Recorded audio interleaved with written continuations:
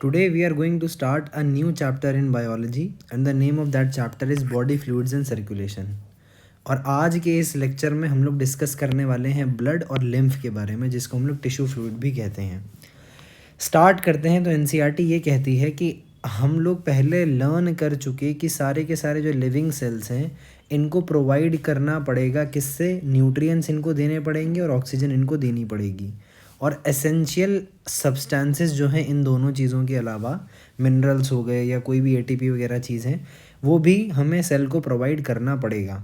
और जब सेल हमारा कैटाबॉलिक या फिर मेटाबॉलिक कोई भी फंक्शन कर रहा है तो वो वेस्ट या हार्मफुल सब्सटेंसेस प्रोड्यूस करेगा। उन सब्सटेंसेस को हमें रिमूव भी करना पड़ेगा, कंटिन्यूसली ये काम करना पड़ेगा अगर तो हमें क्या करनी है, हेल्दी फंक्शनिंग जो है मेंटेन करनी है हमारे टिश्यूज़ की। फिर एनसीईआरटी आगे कह रही है it is therefore essential to have efficient mechanism. हमारे लिए ये बहुत एसेंशियल यानी ज़रूरी हो जाता है ऐसे एफिशिएंट मैकेनिज़म्स को डेवलप करना जो कि क्या करें, for the movement of these substances, ताकि हमारे वो मैकेनिज़म्स क्या फंक्शन कर पाएँ, इन सब्सटेंसेस की मूवमेंट कर पाएँ to the cells and from the cells हैं, सेल को लेकर के जाने के लिए और सेल से चीज़ें वापस लेकर के आने के लिए हमें एफिशिएंट मैकेनिज़म्स डेवलप करने पड़ेंगे। फिर बात आई क्या कि डिफरेंट ग्रुप ऑफ एनिमल्स ने इवॉल्व किए हैं different methods for this transport. अलग अलग ऑर्गेनिज्म ने अलग अलग तरीके से इस काम को करने का तरीका अपनाया है। फिर हमें एग्जाम्पल दिया गया किसका, स्पंजेस और सीलेंट्रेट्स का। स्पंजेस आपको याद करें, अगर हम लोग याद करें वापस से, स्पंजेस पॉरीफेरा के मेंबर्स को कहते हैं।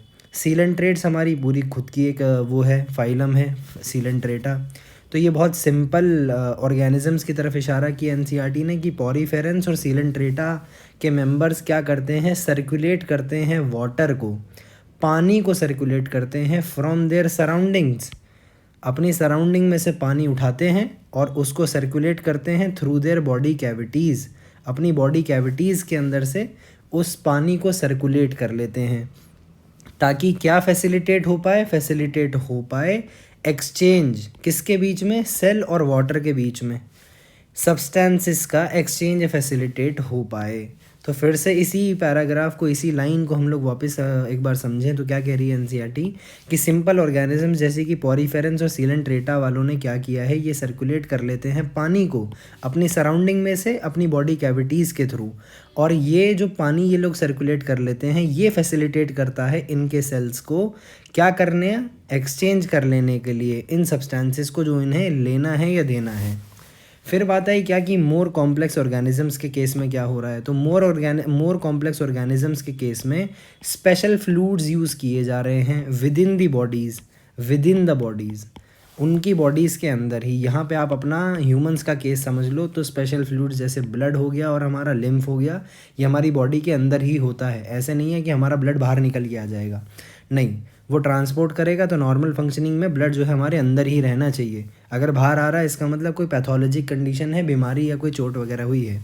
नॉर्मल कंडीशंस में ये स्पेशल फ्लूइड जो हम लोग यूज़ कर रहे हैं वो बॉडी के अंदर ही रहना चाहिए।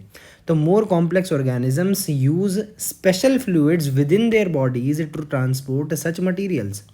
ब्लड क्या है, blood is the most commonly used body fluid by most of the higher organisms including the humans for this purpose. Blood क्या है, most commonly used body fluid है जो कि ज़्यादातर हायर ऑर्गेनिजम्स यूज़ करते हैं, यहाँ तक कि ह्यूमंस भी ब्लड को ही यूज़ करते हैं इस काम के लिए। फिर एक और चीज़ हमें बता रही है एनसीईआरटी कि एक और बॉडी फ्लूइड है जिसको हम लोग लिम्फ के नाम से जानते हैं।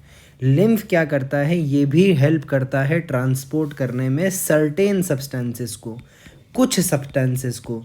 ये क्या है, अब हमारी बॉडी के अंदर क्या होता है कि लिम्फ नाम के कुछ वेसल्स होते हैं जिसको हम लोग लिम्फेटिक वेसल्स कहते हैं, वो ब्लड के ही अंदर जाके अल्टीमेटली ड्रेन करते हैं। ये इसलिए होता है जैसे हमारे काइलोमाइक्रोन्स वगैरह कुछ चीज़ें होती हैं जो फैट्स की एब्जॉर्प्शन में मदद होती है। लैक्टियल्स नाम की हमारी लिम्फेटिक विलाइज प्रेजेंट, विलाई के अंदर हमारी लिम्फेटिक वेसल्स प्रेजेंट होती हैं लैक्टियल्स जिसको कहते हैं हम लोग। तो वो फैसिलिटेट करता है क्या कि हमारा फ़ैट का एब्जॉर्प्शन हो काइलोमाइक्रोन्स का, और फिर वो हमारी सबक्लेवियन वेन के अंदर लाके यानी ब्लड के अंदर ही ला करके इसको फाइनली पम्प कर देता है।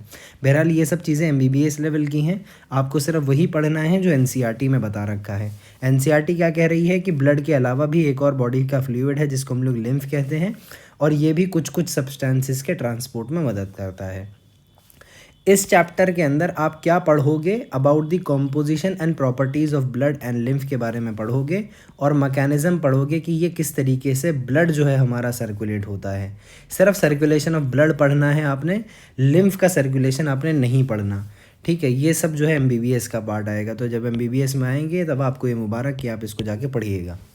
तो इस चैप्टर में सिर्फ हम लोग ब्लड और लिम्फ की कॉम्पोजिशन और प्रॉपर्टीज़ के बारे में पढ़ेंगे और सर्कुलेशन ऑफ ब्लड के बारे में पढ़ने वाले हैं। स्टार्ट करते हैं हमारे ब्लड के बारे में। ब्लड की बात करें तो ब्लड क्या है, एक स्पेशल कनेक्टिव टिश्यू है। सबसे पहली चीज़ आई तो कनेक्टिव टिश्यू के टाइप्स क्या थे, अगर आपको याद हो तो कनेक्टिव टिश्यू के 3 टाइप्स थे, loose connective tissue, dense connective tissue, loose connective tissue, dense connective tissue और स्पेशल कनेक्टिव टिश्यू। डेंस के अंदर भी डेंस रेगुलर और इरेगुलर था, लूज के अंदर आपको एरियुलर और एडिपोज देखने को मिल रहे थे। जो ये स्पेशल कनेक्टिव टिश्यू थे इसके अंदर 3 चीज़ें देखने को मिली थी। पहला तो ब्लड ही था, दूसरा था बोन, और तीसरी थी हमारी कार्टिलेज। ये आपको 7th चैप्टर के अंदर यानी स्ट्रक्चरल ऑर्गेनाइजेशन वाले चैप्टर में आपने ये पढ़ा था कनेक्टिव टिश्यू के बारे में। अब ब्लड की बात वापस करें हम लोग, तो ब्लड के बारे में NCERT क्या कह रही है कि blood is a special connective tissue जो कि कंसिस्ट करता है फ्लूइड मैट्रिक्स को, प्लाज्मा को और फॉर्म्ड एलिमेंट्स को। प्लाज्मा लगभग इसका 55% पार्ट होता है हमारा, और फॉर्म्ड एलिमेंट्स जो हैं 45% पार्ट होते हैं। फॉर्म्ड एलिमेंट्स का क्या मतलब, 3 चीज़ें, RBC हमारे रेड ब्लड सेल्स, WBC हमारा वाइट ब्लड सेल्स, और तीसरा हमारा प्लेटलेट्स जिसको हम लोग थ्रोम्बोसाइट्स भी कहते हैं। WBC का दूसरा नाम हमारा RBC का दूसरा नाम एरिथ्रोसाइट, WBC का नाम हमारा ल्यूकोसाइट्स, और प्लेटलेट्स को हम लोग थ्रोम्बोसाइट्स भी कहते हैं। स्टार्ट करते हैं हम लोग हमारी प्लाज्मा का डिस्कशन। प्लाज्मा के बारे में NCERT क्या कह रही है, प्लाज्मा के बारे में सबसे पहले कह रही है कि ये स्ट्रॉ कलर का है। ये इंपॉर्टेंट चीज़ें हैं जो हम हाईलाइट करते जा रहे हैं, ये भूलनी नहीं है। प्लाज्मा स्ट्रॉ कलर का है, विस्कस फ्लूइड है, परसेंटेज कितनी है, 55% है नियरली, हम लोग पहले ही बात कर चुके हैं कि 55% है। अब ये जो प्लाज्मा है इसकी कॉम्पोजिशन क्या क्या है, तो आप एक चीज़ समझ लो कि ब्लड में से आप हमारी RBC, WBC और प्लेटलेट को अगर हटा दो तो जो कुछ ब्लड में बचा वो हमारा प्लाज्मा है। अब प्लाज्मा की कॉम्पोजिशन क्या हुई, तो 90 to 92%, 90 से 92% तो प्लाज्मा सिर्फ और सिर्फ वाटर से मिलके बना है, और कुछ प्रोटीन्स भी इसके अंदर प्रेजेंट हैं। प्रोटीन्स कितना कंट्रीब्यूट कर रहे हैं इसके हिसाब से देखो तो 6 से 8%। जब 90 से 92% हमारा वाटर है तो 6 से 8% बचा हमारा क्या, प्रोटीन।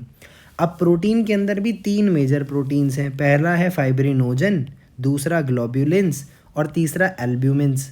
एल्ब्यूमिन्स क्या होते हैं, ऑस्मोटिक बैलेंस के अंदर आपकी मदद करेंगे। ग्लोब्यूलिन्स के केस में गामा ग्लोब्यूलिन जो होती है हमारी वो एंटीबॉडी का काम करती है, तो ये डिफेंस मैकेनिज्म के अंदर आ गया हमारा ग्लोब्यूलिन्स। और फाइब्रिनोजन का नाम से पता चल रहा है फाइबर्स बनाएगा, तो ये क्लॉटिंग ऑफ ब्लड या कोआगुलेशन ऑफ ब्लड के अंदर मदद करेगा। यानी प्लाज्मा हमारा किन 2 चीज़ों से मिलके बना है, पहला ये वाटर से मिलके बना है 90 से लेके 92%, और दूसरी चीज़ हमारी क्या है, प्रोटीन 6 से 8%। प्रोटीन्स के अंदर भी 3 मेन टाइप के प्रोटीन्स हमारे हैं, फाइब्रिनोजन, ग्लोब्यूलिन और एल्ब्यूमिन। एल्ब्यूमिन का क्या काम है, ये ऑस्मोटिक बैलेंस में मदद करेगा। ग्लोब्यूलिन हमारा गामा ग्लोब्यूलिन जो होती है वो एंटीबॉडी होती है, गामा ग्लोब्यूलिन एंटीबॉडी होती है, तो यानी ग्लोब्यूलिन्स हमारे डिफेंस मैकेनिज्म में करेंगे हेल्प। और फाइब्रिनोजन का क्या है, ये क्लॉटिंग ऑफ ब्लड या कोएगुलेशन ऑफ ब्लड में मदद करेगा। फर्दर मूव ऑन करें तो हम लोग NCERT क्या कह रही है कि फाइब्रिनोजेंस आर नीडेड फॉर क्लॉटिंग और कोएगुलेशन ऑफ ब्लड। ग्लोब्यूलिन्स किसके अंदर चाहिए, primarily involve in defence mechanism of the body, यानी गामा ग्लोब्यूलिन्स एंटीबॉडी मैं आपको बता चुका हूँ। और तीसरी चीज़ एल्ब्यूमिन्स जो हैं हमारे वो ऑस्मोटिक बैलेंस में मदद कर रहे हैं, ये तीनों फंक्शंस हो गए। फिर आगे बात करें क्या कि प्लाज्मा के अंदर क्या कर रहा है, प्लाज्मा कंटेन कर रहा है कुछ कुछ अमाउंट में मिनरल्स भी प्रेजेंट हैं इसके अंदर। मिनरल्स प्रेजेंट हैं तो भाई सोडियम क्लोराइड देखने को मिल रहा है हमें। हम प्लाज्मा की बात कर रहे हैं तो हमने रेस्पिरेशन वाले चैप्टर के अंदर पढ़ा था कि बाइकार्बोनेट भी प्रेजेंट होता है थोड़ा बहुत, और कैल्शियम और मैग्नीशियम भी हमें देखने को मिलेगा। फिर बात करें सीपीएफ की तो कार्बोहाइड्रेट, प्रोटीन और लिपिड का जो मोनोमर बनेगा यानी ग्लूकोज, अमाइनो एसिड और लिपिड रिस्पेक्टिवली, ये हमारा क्या होगा, ये भी क्योंकि ये ट्रांजिट होता है बॉडी के अंदर तो ये हमें प्लाज्मा के अंदर देखने को मिलेगा कि हमेशा ये चलता ही रहता है, ट्रांजिट स्टेट में होता है तो ये also present in the plasma हमें देखने को मिलेगा। फिर बात आई क्या कि हम लोग फाइब्रिनोजन की बात कर रहे हैं तो फाइब्रिनोजन तो प्रोटीन हो गया सिर्फ एक, लेकिन इसके ऊपर काम करने वाले कुछ क्लॉटिंग फैक्टर्स भी तो होंगे जो हमारा क्लॉटिंग या कोएगुलेशन ऑफ ब्लड करवाएंगे। तो ये चीज़ें भी हमारे ब्लड ही के अंदर प्रेजेंट होनी चाहिए प्लाज्मा के अंदर। अब यही चीज़ हमें एनसीईआरटी ने आगे बताई क्या कि जो फैक्टर्स हैं फॉर कोएगुलेशन और clotting of blood are also present in the plasma in an inactive form. ये वर्ड ना, इस वर्ड से जो है खेला जाता है कि आपसे जो है स्टेटमेंट में ट्रू और फॉल्स करने के पूछने में इसको एक्टिव कर देंगे और यहाँ पे आप सोचोगे ये तो स्टेटमेंट सही है, तो गौर करना कि ये इनएक्टिव फॉर्म में पड़ा हुआ है। फैक्टर्स फॉर कोएगुलेशन और clotting of blood are also present in the plasma in an inactive form. Active form में कब आएगा, जब कोएगुलेशन करने की ज़रूरत होगी। अगर फैक्टर्स जो हैं ये हमारे प्लाज्मा के अंदर एक्टिव फॉर्म में ही हैं तो हमारे तो जीते जागते इंसान के अंदर पूरी की पूरी बॉडी में ब्लड जो है कोएगुलेट हो जाएगा, इंसान तो मर जाएगा ऐसे। तो इसको जो है इनएक्टिव फॉर्म में रहना है अनटिल अनलेस इसकी ज़रूरत पड़े कोएगुलेशन करने की। फिर लास्ट की एक बात जो है इसको आप याद रख लो, plasma without clotting factors is called serum. Plasma के अंदर से, अब प्लाज्मा क्या था वापस से इस लाइन को समझ लो, ये लाइन बहुत इंपॉर्टेंट है, ये पूछी जाती है। हमने ब्लड लिया, ब्लड के अंदर दो चीज़ें थीं, प्लाज्मा था और फॉर्म्ड एलिमेंट्स थे। फॉर्म्ड एलिमेंट्स मतलब हमारे सारे के सारे आरबीसी, सारे के सारे डब्ल्यूबीसी और सारी की सारी प्लेटलेट्स, इनको हमने किनारे रख दिया। अब बचा हमारा प्लाज्मा। अभी जो प्लाज्मा है, प्लाज्मा के अंदर हमने आपको बताया कि प्लाज्मा जो है वाटर से मिलकर के बना है और हमारे प्रोटीन से मिलके बना है। और एक और चीज़ प्लाज्मा के अंदर देखने को मिलेगी हमें, क्लॉटिंग फैक्टर्स। अब हमें प्लाज्मा से अगर हम लोग इन क्लॉटिंग फैक्टर्स को हटा दें तो हमारा क्या बचेगा, सिर्फ और सिर्फ सीरम बचेगा। तो ये लाइन आप भूलना मत कि plasma without the clotting factors is called serum, ये बहुत इंपॉर्टेंट लाइन है। फिर हम लोग बात कर रहे हैं फॉर्म्ड एलिमेंट्स के बारे में। फॉर्म्ड एलिमेंट्स 45% थे नियरली और तीन चीज़ों से मिलके बने थे, एरिथ्रोसाइट यानी आरबीसी, ल्यूकोसाइट मतलब डब्ल्यूबीसी और प्लेटलेट्स मतलब हमारे थ्रोम्बोसाइट से मिलके बने थे। इनको कलेक्टिवली हमने क्या कहा, फॉर्म्ड एलिमेंट्स कहा, और लगभग 45% ऑफ ब्लड इन्होंने कॉन्स्टिट्यूट किया।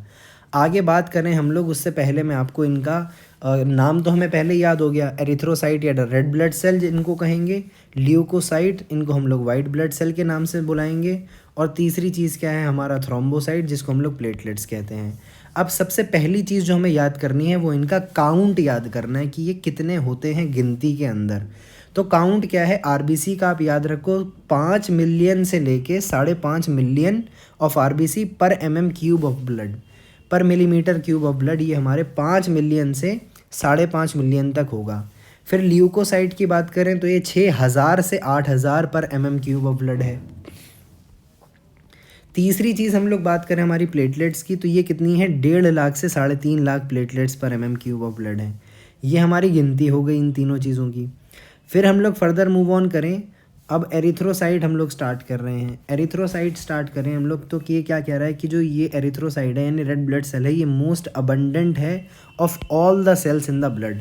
ब्लड के अंदर 3 टाइप के सेल्स थे, आरबीसी, डब्ल्यूबीसी और प्लेटलेट। इन तीनों में भी मोस्ट अबंडेंट कौन है, हमारा आरबीसी। इसी वजह से भाई हमें ब्लड जो है वो रेड भी देखने को मिल रहा है। हेल्दी एडल्ट मैन बोला है, आदमी के पास कितना होगा on an average, 5 million to 5.5 million of RBC present होंगे। आरबीसी कहाँ बनते हैं भाई, रेड कलर का सेल है तो ये रेड बोन मैरो में बनेगा, एडल्ट्स के अंदर बोन मैरो में बनता है। तो रेड कलर का सेल रेड बोन मैरो में बना। खासियत क्या है कि आरबीसी जो है हमारा ये डिवॉइड ऑफ न्यूक्लियस होता है।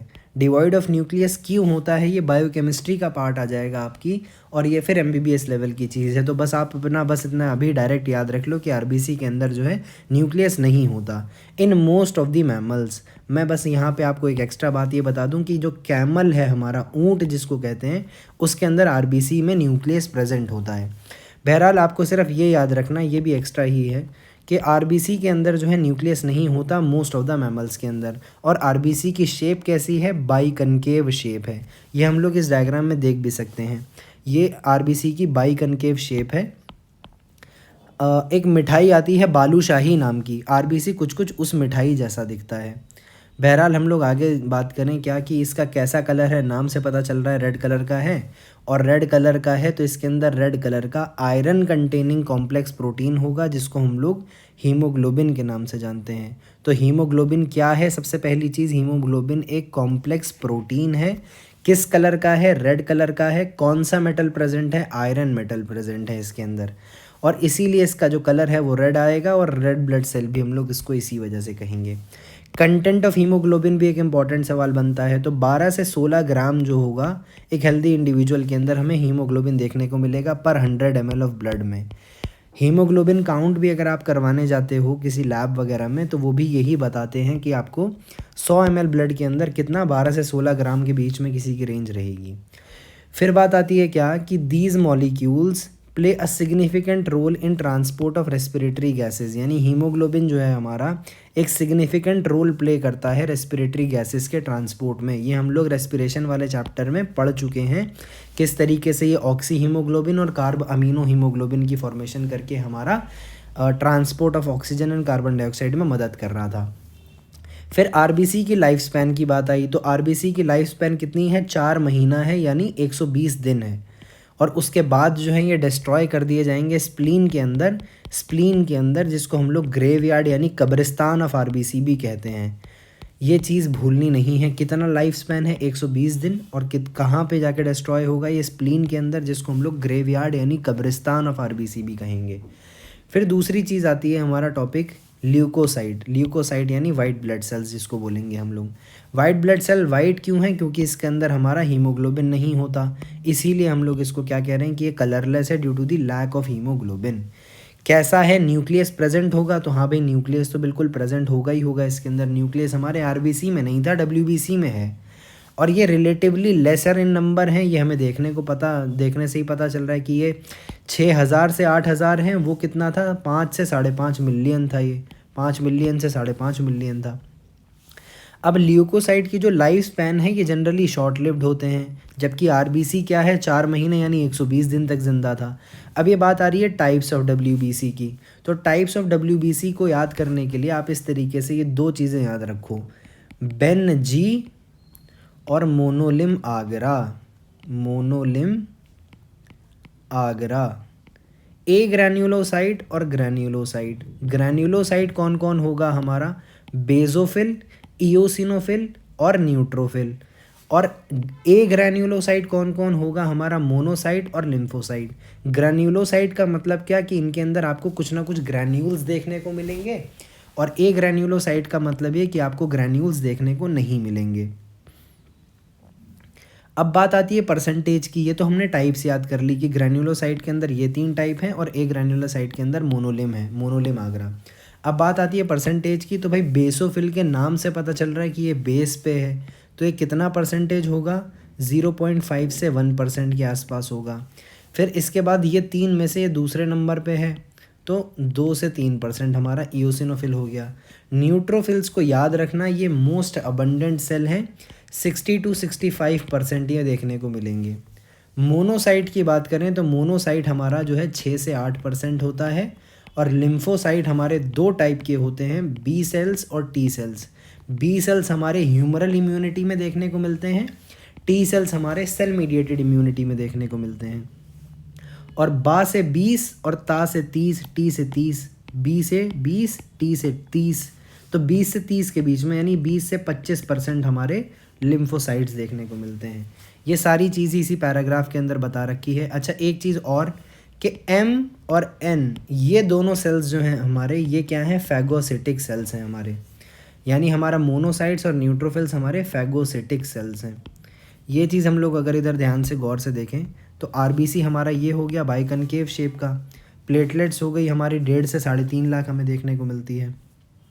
फिर ये इओसिनोफिल जो है, आप इसके अंदर देखो, ये ग्रैन्यूल्स देख पा रहे हैं हम लोग, ये रेड रेड डॉट्स जो दिख रहे हैं ये ग्रैन्यूल्स ही हैं। और कितनी परसेंटेज होगी इसके अंदर, इओसिनोफिल कितना होता है, 2 to 3% होता है। और दूसरी चीज़ क्या कि इसके अंदर न्यूक्लियस कितने देख पा रहे हैं हम लोग, एक न्यूक्लियस ये रहा और दूसरा न्यूक्लियस ये रहा, तो लगभग यूजुअली 2 न्यूक्लियस होते हैं इसके अंदर।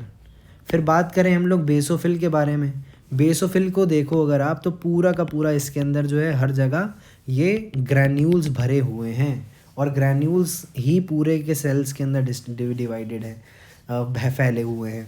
इसकी परसेंटेज कितनी थी, 0.5 से लेके 1%। फिर तीसरी चीज़ आती है हमारी, ये है हमारा neutrophil, most abundant cell 60 to 65%।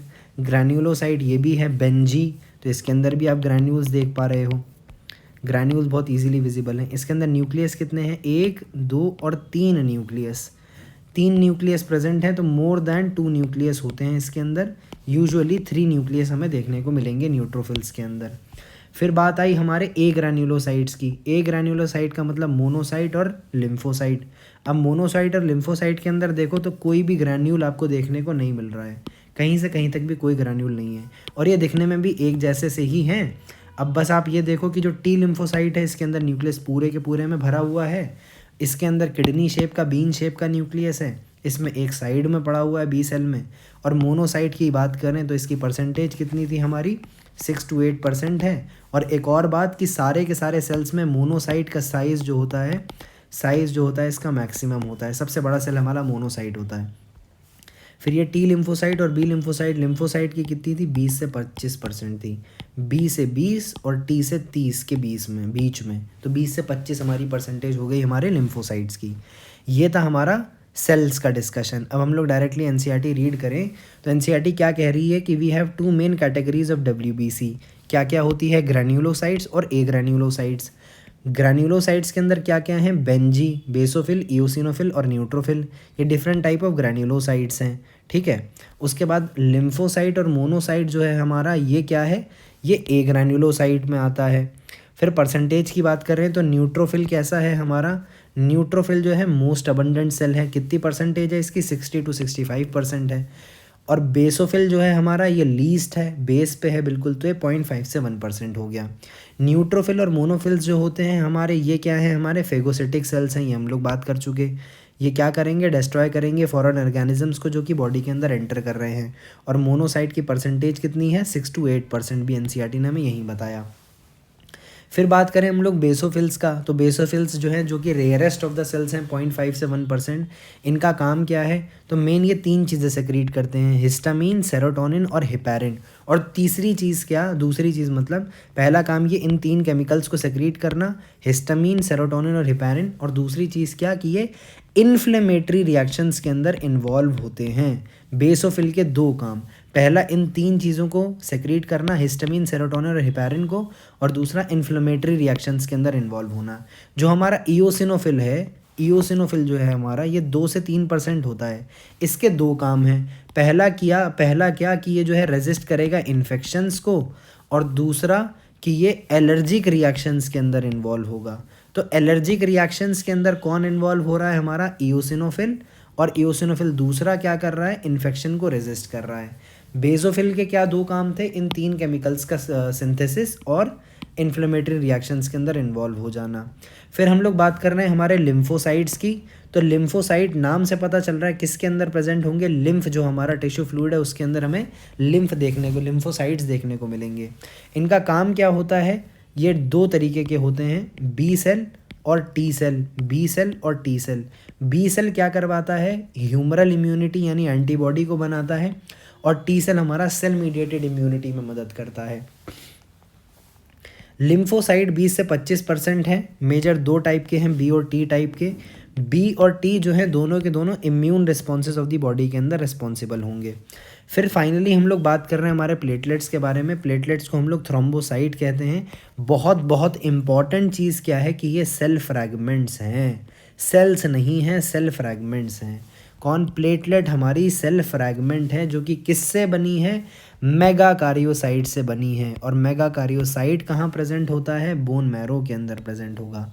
अब इस मेगाकारियोसाइट का थोड़ा सा ऑपरेशन करें। मेगा मतलब बड़ा, कारियोन मतलब न्यूक्लियस, साइट मतलब सेल, तो बड़े न्यूक्लियस वाला सेल। मेगाकारियोसाइट क्या है? स्पेशल सेल्स इन दी बोन मैरो हैं। उस बड़े न्यूक्लियस वाले सेल के सेल फ्रैगमेंट्स हैं हमारे। कौन? प्लेटलेट्स, जिसको हम लोग थ्रोम्बोसाइट कह रहे हैं। तो प्लेटलेट्स क्या हैं? हमारे सेल फ्रैगमेंट्स हैं जो कि प्रोड्यूस हुए मेगाकारियोसाइट से। और इसका नॉर्मल काउंट कितना होता है बॉडी के अंदर? 1.5 लाख से 3.5 लाख पर mm³ ऑफ ब्लड। प्लेटलेट्स क्या करते हैं? मेन फंक्शन इनका होता है कोएगुलेशन ऑफ ब्लड में। तो platelets can release a variety of substances release करते हैं, जिनमें से ज़्यादातर most of which are involve in coagulation और क्लॉटिंग ऑफ ब्लड। बाकी बात आई जैसे डेंगू वगैरह या किसी और डिजीज़ के अंदर, a reduction in their number can lead to clotting disorders which will lead to excessive loss of blood from the body. अगर प्लेटलेट का काउंट डिक्रीज़ हो गया तो क्या होगा? क्लॉटिंग डिसऑर्डर हो जाएगा। तो अगर बॉडी पे हल्का सा भी कट लगा है, सॉरी, अगर रिडक्शन हुआ हमारे प्लेटलेट के नंबर में तो क्लॉटिंग डिसऑर्डर हो जाएगा। तो हमारी बॉडी पे हल्की सी भी अगर इंजरी या कट लगा है तो क्या होगा? एक्सेसिव लॉस ऑफ ब्लड हो जाएगा बॉडी से, क्योंकि क्लॉट नहीं बन पाएगा। ये था हमारा सारा डिस्कशन किसके बारे में? ब्लड के बारे में। इसके बाद हम लोग अपना डिस्कशन कंटिन्यू करते हैं लिम्फ के बारे में, लिम्फ या टिश्यू फ्लूइड के बारे में। अच्छा, मैं एक चीज़ आपको यहीं बताऊं, लिम्फ या टिश्यू फ्लूइड दोनों अलग अलग चीज़ें होती हैं। टिश्यू फ्लूइड को ही हम लोग लिम्फ कहते हैं, लेकिन कब कहते हैं? जब ये लिम्फेटिक वेसल्स के अंदर एंटर कर जाता है। ये चीज़ एनसीईआरटी आपको यहाँ बताती है। The fluid present in the lymphatic system is called the lymph. जब ये टिश्यू फ्लूइड हमारा लिम्फेटिक सिस्टम के अंदर यानी लिम्फेटिक वेसल्स के अंदर आ जाएगा, तब जाके उस टिश्यू फ्लूइड को हम लोग लिम्फ कहते हैं। और पूरी की पूरी बात क्या कि हमारा ना एक स्पेशल सिस्टम होता है बॉडी के अंदर जो लिम्फेटिक वेसल्स को वो करता है। इसमें सिर्फ आपको एक नाम आपने एनसीईआरटी के लेवल पे याद रखना है, वो क्या है? लैक्टियल्स का, जो कि हमारे विलाय वगैरह के अंदर प्रेजेंट होते हैं। बाकी इसका पूरा का पूरा सर्कुलेशन कैसा है? सिस्टर्ना, काइली और पूरा का पूरा सबक्लेवियन वेन तक, ये पूरी की पूरी जो थोरैसिक डक्ट वगैरह ये सब चीज़ें ही एमबीबीएस लेवल की चीज़ें हैं। तो आपको ये तब मुबारक जब आप एमबीबीएस कर रहे हो, तब जाके आप इसको एनाटॉमी में पढ़ना। अभी इस सब को पढ़ने की कोई ज़रूरत नहीं है, अभी स्टिक करते हैं हम लोग एनसीईआरटी पे। As the blood passes through the capillaries. अब हमारी मान लेते हैं ये कैपिलरी है और इसके अंदर जो है, कैपिलरी बनाता हूँ मैं ब्लू कलर से, कि हम लोग मान लेते हैं ये हमारी कैपिलरी है और इसके अंदर हमारा ये आरबीसी है और हमारा पूरा का पूरा ऐसे ब्लड है ये पूरा। As the blood passes through the capillaries in tissues, tissue side पे हम लोगों ने एक बात करी है, कैपिलरी ऑब्वियसली टिश्यू साइड पे ही होगी। Some water along with many small water soluble substances move out into the spaces between the cells of tissues, leaving larger proteins and most of the formed elements in the blood. बात आ रही है क्या कि अब ये जो blood हमारा है ये कैपिलरी के अंदर से कुछ ना कुछ वाटर और कुछ कुछ वाटर सोल्यूबल सब्सटेंसेस जो होंगे इसमें से, कैपिलरी में से, क्योंकि ये एंडोथीलियम की बनी हुई है, 1 सेल थिक है, इसमें से कुछ डिफ्यूज़ आउट कर जाएंगे। बाकी का मेजर प्रोटीन हो गए, प्रोटीन क्या क्या हमारे फाइब्रिनोजेंस हो गया, एल्ब्यूमिन्स है, ग्लोबुलिन्स हैं, बाकी आरबीसी, डब्ल्यूबीसी, ल्यूकोसाइट्स, ये सब जितनी भी लिम्फोसाइट्स, ये सब प्लेटलेट्स वगैरह, ये सब हमारा कैपिलरी में ही रह जाएगा। लेकिन इसमें से टिश्यू साइड पे क्या क्या हुआ, एक हल्का सा वाटर जो है एक तरीके से ऊज आउट कर गया, और ऊज आउट करके कहाँ गया? टिश्यू के अंदर चला गया। टिश्यू के अंदर भी सेल्स थे और सेल के बीच में जो साइड थी उनको बोलते थे हम लोग इंटरस्टिशियल साइड। तो उन इंटरस्टिशियल साइड्स पे प्रेजेंट जो फ्लूइड ये ऊज आउट करके बना है, उसी फ्लूइड को हमने क्या बोला? इंटरस्टिशियल फ्लूइड बोला या फिर टिश्यू फ्लूइड बोला। अब भाई जब ये ब्लड में से ही रिस के बाहर आया है कैपिलरी के थ्रू, तो इसका मिनरल डिस्ट्रीब्यूशन कैसा होगा? वही होगा जैसा प्लाज्मा का होता है। It has the same mineral distribution as that in plasma. फिर से वापस से एनसीईआरटी रीड करें हम लोग। As the blood passes through the capillaries, tissues के अंदर जैसे हमारा ब्लड जो है कैपिलरीज से पास करेगा, सम वाटर, कुछ ना कुछ पानी, along with many small water soluble substances क्या कर जाएगा? मूव आउट कर जाएगा, रिस के बाहर आ जाएगा, into the spaces between the cells. जो इंटरस्टिशियल स्पेसेस हैं उनके बीच में चला जाएगा और लीव कर देगा लार्जर प्रोटीन्स, बड़े बड़े प्रोटीन्स और most of the formed elements यानी आरबीसी, डब्ल्यूबीसी और प्लेटलेट्स ब्लड वेसल में ही छोड़ देगा। लार्जर प्रोटीन्स हमारे एल्ब्यूमिन्स, ग्लोबुलिन्स और फाइब्रिनोजन, और फॉर्म्ड एलिमेंट्स हमारे तीनों टाइप के सेल्स। इन सबको पीछे छोड़ता हुआ हमारा एक फ्लूइड जो है टिश्यू के अंदर ऊज आउट कर गया हमारे ब्लड में से। और इसकी जो कॉम्पोजिशन होगी वो कैसी होगी, सेम मिनरल डिस्ट्रीब्यूशन होगा जैसे जैसे हमारे प्लाज्मा का था, ऑब्वियसली उसी में से निकल के बाहर आया है तो उसका मिनरल डिस्ट्रीब्यूशन सेम ही होना है। अब क्योंकि यही हमारा टिश्यू के बीच में गया है तो यही मिडलमैन का काम करेगा। मिडलमैन का काम करेगा तो यानी क्या है कि जितना भी हमारा एक्सचेंज होना है न्यूट्रिएंट्स का, एक्सचेंज होना है गैसेस का, ये सब किसके थ्रू होगा, हमारे टिश्यू फ्लूइड के थ्रू होगा। और ये किस किस के बीच में हुआ है, between the blood and the cell always occur through this fluid. Exchange of nutrients and gases between blood and cell always occur through this fluid. अब आप ऐसे समझ लो कि ब्लड जो है टिश्यू के पास आएगा, सेल के पास आएगा और अपना एक मिडलमैन सेंड कर रहा है, अपना एक मिडलमैन, अपना एक पोस्टमैन, चिट्ठी कैरी करने वाला इंसान जो है बीच में क्या बना लिया इन्होंने, मिडलमैन, बिचौलिया बना लिया। और वो सेल और ब्लड के बीच में क्या कर रहा है, ट्रांसपोर्ट करने का काम कर रहा है कि न्यूट्रिएंट्स जो है ब्लड में से उठा के हमारे सेल्स को ले जा करके दे देगा। तो एक्सचेंज ऑफ न्यूट्रिएंट गैसेस ये सब किसके थ्रू होगा, बिटवीन ब्लड एंड सेल किसके थ्रू होगा, always occur through the fluid, tissue fluid या फिर जिसको हम लोग इंटरस्टिशियल फ्लूइड कह रहे हैं। फिर एनसीईआरटी अपनी सीमा को बांधती है क्या, कि an elaborate network of vessels called the lymphatic system collects this fluid and drains it back to the major veins। Obviously जब ब्लड में से कुछ बाहर निकल के आया है तो हमें एक सिस्टम ऐसा बनाना पड़ेगा जो इस सारे के सारे निकले हुए फ्लूइड को वापस से इकट्ठा करेगा और वापस हमारा ब्लड के अंदर ड्रेन करेगा। उस सिस्टम को हम लोग क्या कहते हैं, लिम्फेटिक सिस्टम कहते हैं। लिम्फेटिक सिस्टम के अंदर लिम्फेटिक वेन्स होंगी, लिम्फेटिक वेसल्स होंगी और लिम्फेटिक डक्ट, थोरैसिक डक्ट वगैरह चीज़ें आएंगी। ये सब हमारे हायर लेवल का पार्ट हैं। हमें सिर्फ अभी इतना ही जानना है, एक एलैबोरेट नेटवर्क है वेसल्स का जिसको हम लोग लिम्फेटिक सिस्टम कहते हैं। लिम्फेटिक सिस्टम क्या करेगा, सारे के सारे टिश्यू फ्लूइड को, इंटरस्टिशियल फ्लूइड को ड्रेन बैक कर देगा हमारी मेजर वेन्स के अंदर। मेजर वेन कौन सी, ब्लड वाली वेन्स के अंदर। फिर जो फ्लूइड प्रेजेंट होगा लिम्फेटिक सिस्टम के अंदर उसको हम लोग लिम्फ कहेंगे। यानी जब हमारा ये इलैबोरेट नेटवर्क जो वेसल का मिलके बना है जिसको हम लोग लिम्फेटिक सिस्टम कह रहे हैं, जब ये लिम्फेटिक सिस्टम हमारे इंटरस्टिशियल फ्लूइड को अपने अंदर उठा लेगा तब उस फ्लूइड को हम लोग, टिश्यू फ्लूइड को, तब हम लोग लिम्फ बोलेंगे। और ऑब्वियस सी बात है कि लिम्फ का कलर कैसा होगा, कलरलेस होगा। कि जब कोई हीमोग्लोबिन वगैरह कोई चीज़ प्रेजेंट ही नहीं है तो इसका कलर कैसा है, कलरलेस फ्लूइड होगा ये।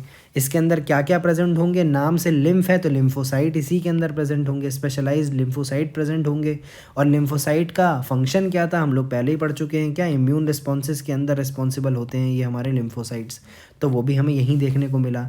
The fluid present in the lymphatic system is called the lymph. Lymph is a colourless fluid containing specialized lymphocytes which are responsible for the immune responses of the body। lymphocytes में भी B type के और T type के cells थे। B type हमारी antibody बनाती थी जिसको हम लोग क्या बोलते हैं, ह्यूमरल इम्यूनिटी बोलते हैं। और टी सेल जो है हमारा सेल मीडिएटेड इम्यूनिटी के अंदर रिस्पॉन्सिबल है। फिर बात आई क्या, lymph is also an important carrier for nutrient, hormones etcetera. फिर लास्ट में आपको लैक्टियल्स के बारे में एक हल्की सी इन्फॉर्मेशन दी कि fats are absorbed through lymph in the lacteals present in intestinal villi. Fat की जो एब्जॉर्प्शन होती है हमारी वो किसके थ्रू होती है, लिम्फेटिक सिस्टम की ही मदद से हमारे फैट की एब्जॉर्प्शन होती है। और लिम्फेटिक सिस्टम का कौन सा मेंबर, लैक्टियल नाम का जो मेंबर है ये प्रेजेंट होता है हमारे इंटेस्टाइन की विलाय के अंदर, जो इसमें मदद करता है। मैंने आपको कई बार भी इसी लेक्चर में बोला कि काइलोमाइक्रोन्स नाम की चीज़ें बनती हैं, वो जो हैं एब्जॉर्ब हो जाती हैं लैक्टियल्स के अंदर। उसको लैक्टियल उठा करके हमारी इंटेस्टाइनल विलाई के अंदर जब ये प्रेजेंट होता है तो लैक्टियल उसको उठा लेता है और फिर इसको लिम्फ में दे देता है। लिम्फ फाइनली उसको जो है ब्लड के अंदर ड्रेन कर देगा। This was all about lymph and blood. Next lecture के अंदर हम लोग डिस्कस करेंगे हमारा ब्लड ग्रुप्स को।